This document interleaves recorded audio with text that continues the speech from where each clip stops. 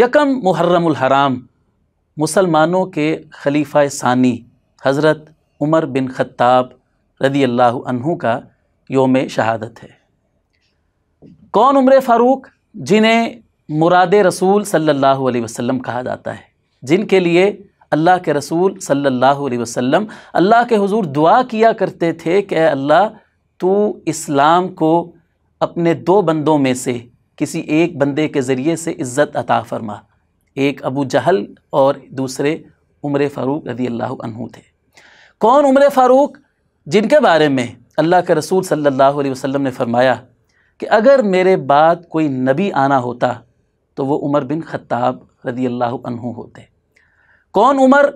جن کے بارے میں اللہ کے رسول صلی اللہ علیہ وسلم نے فرمایا کہ پہلی امتوں میں محدث ہوا کرتے تھے، یعنی ایسے لوگ ہوا کرتے تھے کہ جن کی طرف اللہ تعالیٰ الہام کیا کرتا تھا، کشف کیا کرتا تھا۔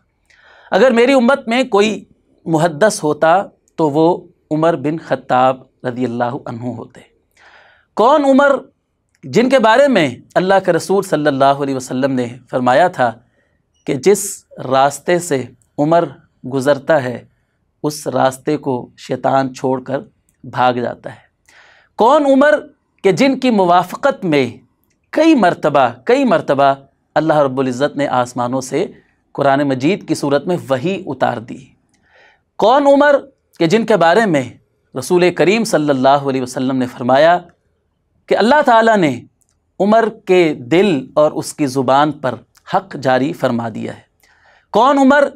کہ جنہیں اللہ کے رسول صلی اللہ علیہ وسلم نے نہ صرف یہ کہ جنت کی بشارت سنائی بلکہ آپ نے جنت میں عمر فاروق رضی اللہ عنہ کا محل بھی دیکھا۔ عمر فاروق رضی اللہ عنہ کو ایک اور بڑا اعزاز اللہ رب العزت نے عطا فرمایا، وہ یہ کہ آپ کو اللہ تعالیٰ نے آپ کی دعا کے مطابق شہادت کی عظیم موت عطا فرمائی۔ اور جیسے آپ اپنی پوری زندگی میں اپنے محبوب نبی صلی اللہ علیہ وسلم کے ساتھ رہے، وہاں دنیا سے جانے کے بعد بھی آپ رضی اللہ عنہ کو اللہ کے رسول صلی اللہ علیہ وسلم کے ساتھ دفن ہونا نصیب ہوا۔ اللہ تعالی ہمارے دل میں عمر فاروق رضی اللہ عنہ کی محبت بھر دے۔